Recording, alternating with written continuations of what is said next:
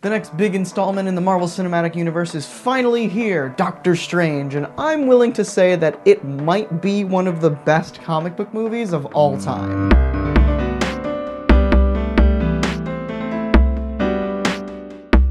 Hello and welcome to the show with reviews. I'm Auram, and today, once again, like clockwork, we're reviewing another installment in the MCU. This time it's Doctor Strange. The first time since, I think, Ant-Man that we've gotten a new, standalone franchise starter, so it's super exciting. I have a lot I want to talk about, so let's get into it.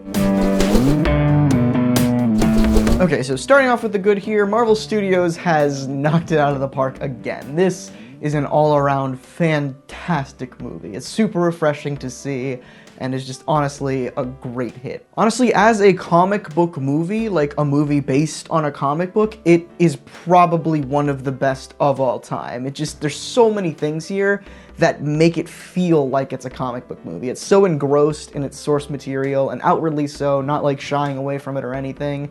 Everything is just out there. There's magic. It's not explained by science. They get the magic right. Everything's so cool. Really, the only thing missing to make this like a full-on shared continuity comic book craziness story is just random cameos that pop everywhere. And we honestly did kind of get that, which I'll talk more about in spoilers later, but overall, this was super true to the source material, super unabashed about that. It was great. Speaking of the portrayal of magic here with the source material and everything, they hit it spot on. They explained magic very fluidly and very clearly, just like it's explained in the comics, and it fit right in here. Also, the VFX, the way that magic looked, were phenomenal. I was a little tentative at first on some of the magic having sparks and being kind of techie in that sense, with the orange sparks flying everywhere, but it grew on me quickly, especially after seeing that certain types of magic look different. I do want to see them push that boundary more, though. I want to see the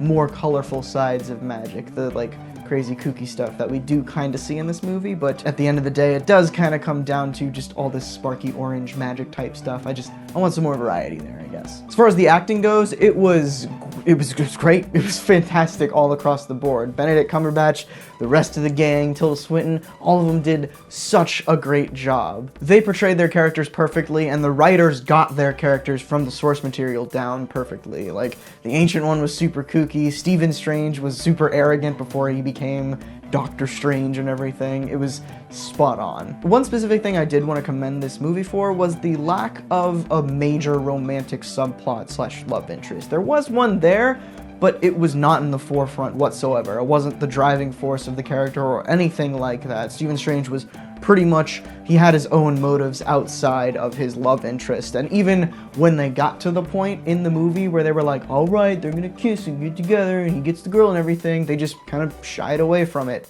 and it wasn't necessary. The love interest stuff was not necessary, and they saw that and just didn't do it, which was great. So I could go on and gush more about this movie, but I'm probably gonna start skipping into spoiler territory, so not just yet. I'm not gonna go into spoilers yet, but I do want to talk about where this movie falls short, and it kind of falls short in the being a film category. As a piece of film, it doesn't work as well as a comic book movie, if that makes any sense. It's just kind of formulaic and falls flat toward the very end, but that's not entirely a bad thing. It's just, as a piece of film, it's not going to revolutionize the world of filmmaking or anything, but as a comic book movie, it's amazing. It hits that spot on. That's kind of my only big complaint with the movie, and I honestly didn't expect Doctor Strange to blow me away in any kind of crazy filmmaking techniques. The VFX were fantastic. Those were phenomenal. Those blew me away, but nothing no crazy director stuff or crazy score or anything like that. It was all on par, if that makes any sense. It was crazy good blockbuster movie stuff, but it didn't blow my mind. Another thing I kind of think that they fell flat on here was the lack of ranged magic fights. Most of the time they used their sparky sword magic or whatever, or shields, or that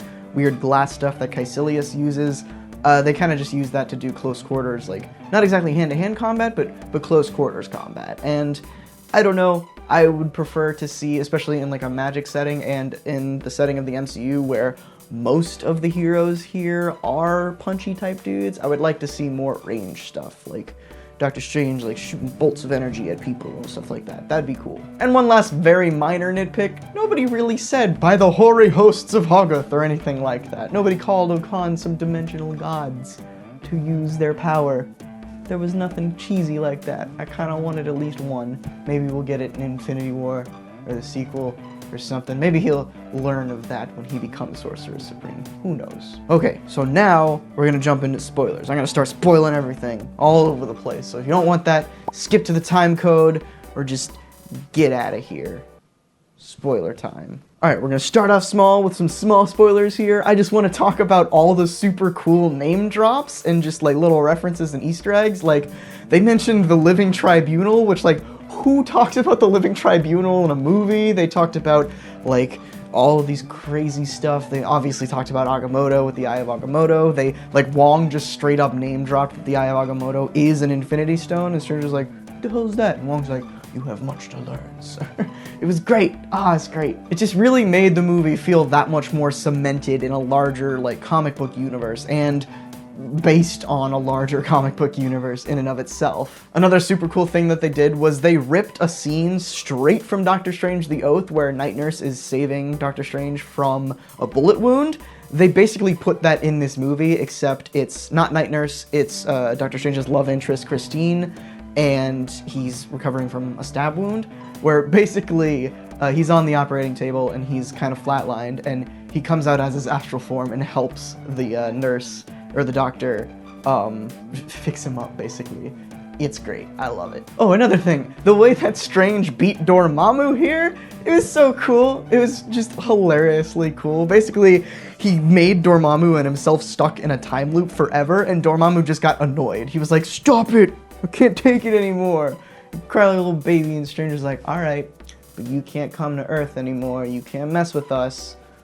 So then he didn't, and he took Caecilius and his servants and turned them into mindless ones as they were on their way up to the Dark Dimension. It was great. It was fantastic. I loved it. Before I jump into mid-credits and post-credits scenes here, I do want to talk about one big character trait of Stephen Strange, his arrogance. His crazy arrogance that kind of leads him to be a little bit quippy, as you can definitely tell in this movie.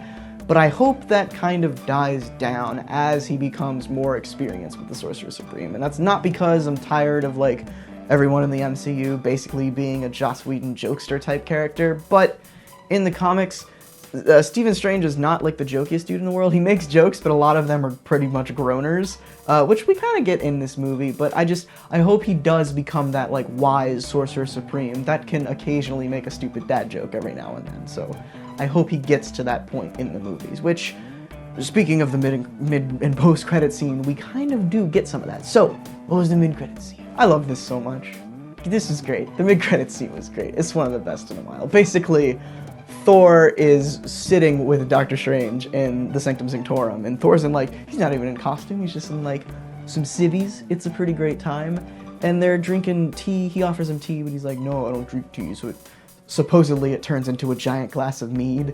It's great. And they're basically just talking about how Thor brought Loki back to Earth to look for Odin, and Doctor Strange is like, "Well, if you guys find Odin, you'll go back to Asgard and will no longer be a threat to Earth, which I am protecting." And they're like, "Yeah." Thor's like, "Yeah, I'll go do that. I'll find Odin. We'll go back. We'll leave you alone." Strange is like, "All right, I'll come help you with my kitchen gloves." So he goes off and helps him, and it's great. So I'm assuming that there's going to be a scene or two where Doctor Strange is helping Thor and Loki find Odin in Thor Ragnarok. And that makes me wonder how big of a role Doctor Strange is going to have in Ragnarok. I'm assuming it's just going to be something at the beginning where they're like, "Well, here's Odin, see you later," and then Ragnarok happens.